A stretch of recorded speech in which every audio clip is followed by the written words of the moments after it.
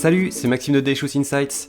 Dans cette vidéo, je vous montre comment ignorer des fichiers dans Git. Et à l'inverse, comment ne pas ignorer des fichiers qu'on aurait habituellement ignorés.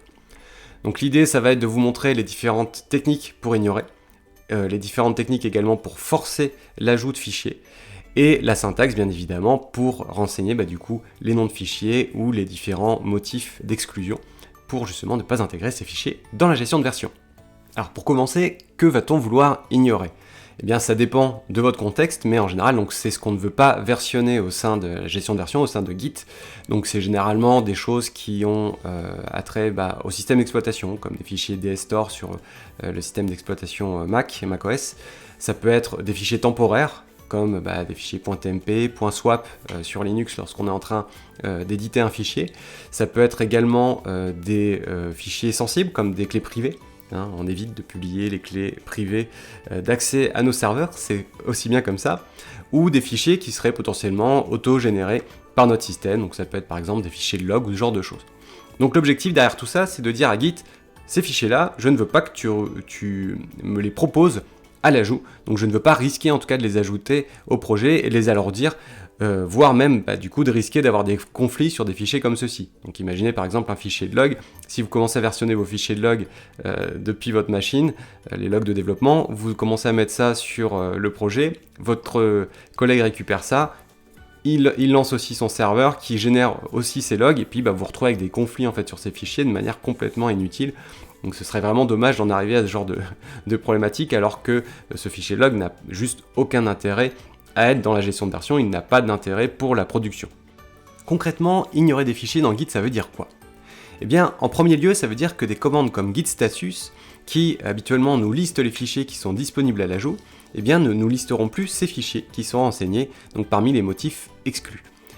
D'autre part, si jamais on essaye malgré tout de faire un ajout, donc un git add, sur un fichier qui ferait partie des patterns des motifs ignorés, eh bien à ce moment-là, Git va nous envoyer bouler en nous disant « ton fichier n'est pas disponible à l'ajout » et à ce moment-là, il nous proposera une solution alternative pour justement éventuellement forcer cet ajout et donc contourner la règle d'exclusion. Voyons maintenant où renseigner ces règles d'exclusion.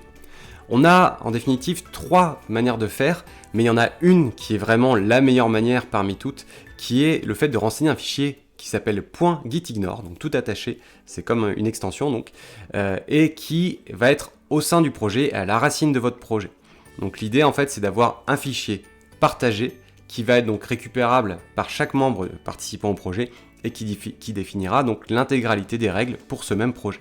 Ce fichier .gitignore, en réalité on pourrait le dupliquer, en avoir plusieurs dans notre projet, à compter de 1 par répertoire, mais très honnêtement ce serait vraiment contre-productif puisqu'on aurait autant de points de définition des règles d'exclusion et autant de maintenance dans différents fichiers, donc ce serait franchement galère à utiliser. Donc préférez un fichier à la racine de votre projet et qui permette de définir en fait des règles même dans la profondeur avec donc des chemins de sous-répertoire comme il vous plaira.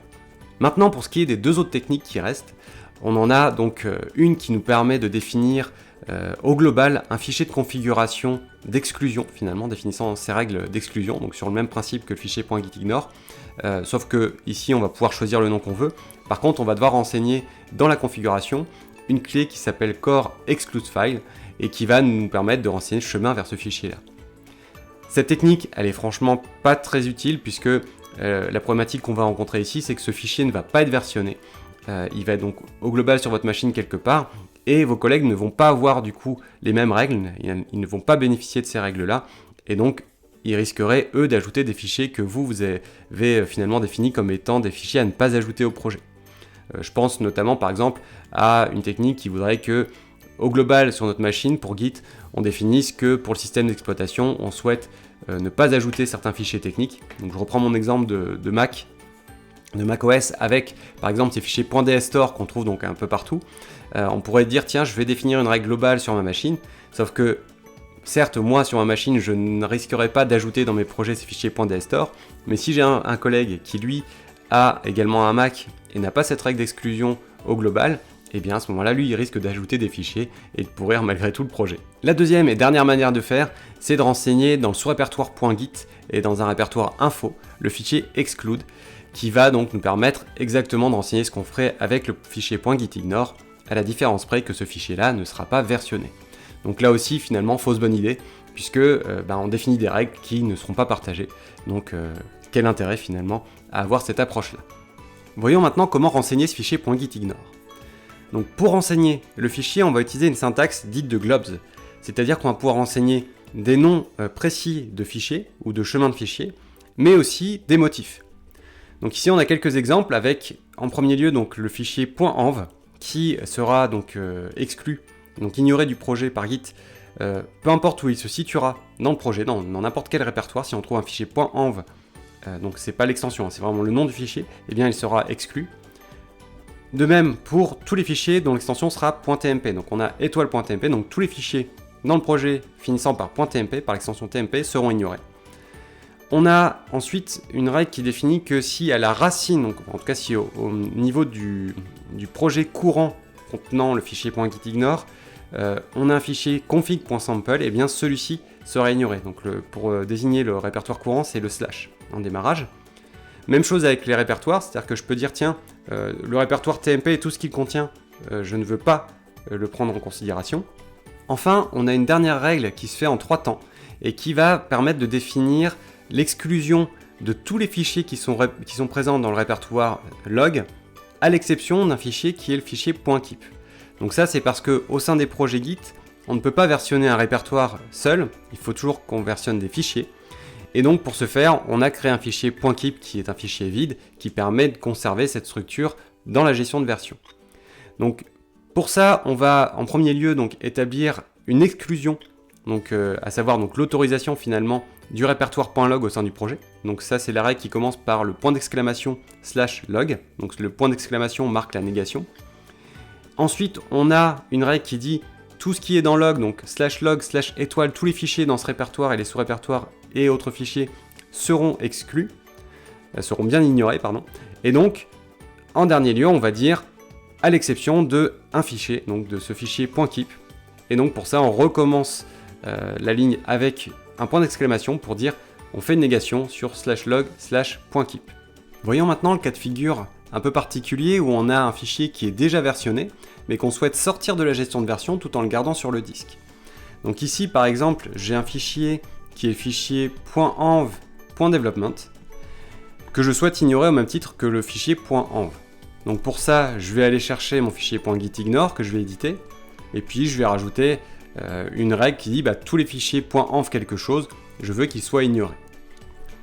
J'enregistre mes modifications, et à partir de ça, donc j'ai le fichier gitignore qui apparaît comme modifié, hein, et à partir de là, si jamais j'ai des modifications dans ce fichier .env.dev, je m'attendrai peut-être a priori à ce que les modifications ne soient pas remontées.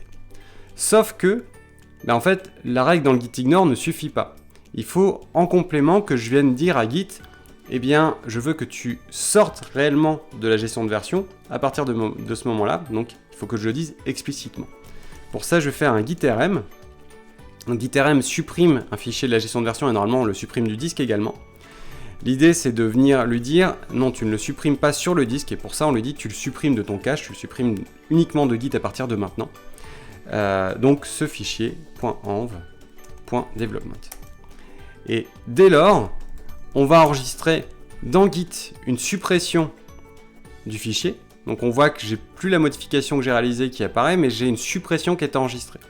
Donc là je peux ajouter la totalité, et je peux faire un commit qui dit voilà, ignorer le .env étoile.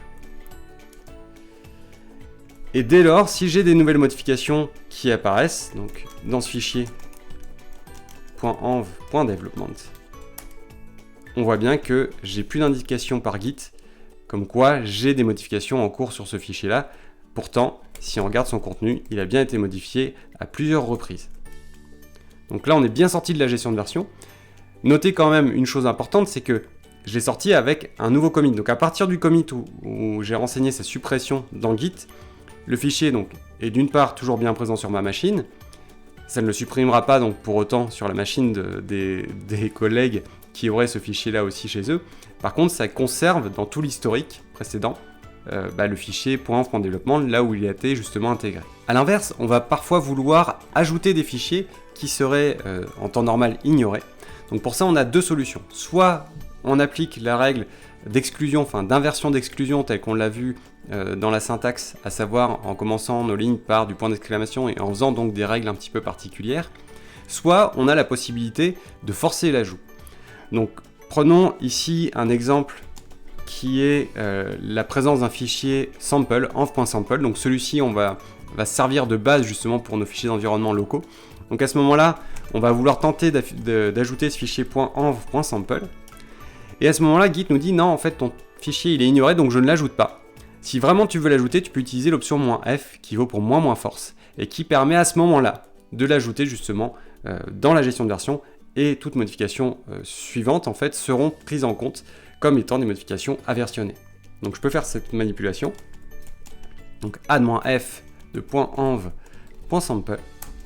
Et donc là, on voit bien qu'il l'a ajouté au stage. Donc je peux faire mon commit. Voilà, ajout du sample. Et derrière, si jamais je refais des modifications sur ce fichier-là, .env.sample, eh bien, on voit bien que Git nous le propose comme modifié, donc on peut continuer de l'ajouter sans contrainte liée justement au fichier gitignore et à la règle qui était déjà existante qui demandait à ignorer ces fichiers-là. Je me permets d'ajouter une petite précision concernant le fait de vouloir supprimer un fichier qui n'aurait pas dû être dans la gestion de version, donc par exemple une clé privée ou un truc comme ça. À ce moment-là, donc, vous allez devoir retravailler tout l'historique en conséquence dès lors que ce fichier a été intégré dans l'historique. Donc c'est pas le rôle du gitignore ici, donc gitignore va permettre d'ignorer à partir de maintenant. Par contre, il va falloir que vous donc reproduisiez un historique finalement en parallèle de votre historique actuel pour ensuite purger l'autre. Il y a un outil pour ça qui historiquement existe dans le Git qui s'appelle Git Filter Branch, mais cet outil est déprécié et ils encouragent l'utilisation d'un outil externe. Alors c'est un petit peu curieux, mais peut-être intégreront-ils prochainement cet outil dans Git, et cet outil s'appelle Git Filter Repo. Donc ça fera le travail pour vous. Par contre, attention, ça demande un gros travail de synchronisation, on va dire managériale, puisqu'en fait, il faut que plus personne ne travaille sur le projet, tout le monde envoie ses modifs, il y a une personne qui récupère tout ça, qui lance l'utilitaire, et ensuite qui vient écraser en quelque sorte tout l'historique sur le dépôt pour que les gens puissent se synchroniser sans la clé concernée, enfin sans les fichiers concernés et versionnés. Voilà, avec ça, vous avez toutes les infos nécessaires pour bien gérer votre gitignore et donc correctement gérer ce que vous souhaitez ajouter ou pas dans Git. N'hésitez pas à regarder notre pro-tip sur gitignore.io qui est un petit utilitaire qui est fabuleux, qui vous permet de générer des gabarits pour le gitignore. Vous allez voir, c'est de la bombe. Voilà pour cet épisode, je vous dis à très bientôt pour un autre tutoriel. Et en attendant, n'hésitez pas à mettre un pouce si ça vous a plu, à nous laisser un petit commentaire ou à nous poser vos questions si vous en avez. À bientôt. Si tu veux aller plus loin, on donne de super formations. Et si tu aimes ce qu'on fait, pense à liker et n'oublie pas de t'abonner.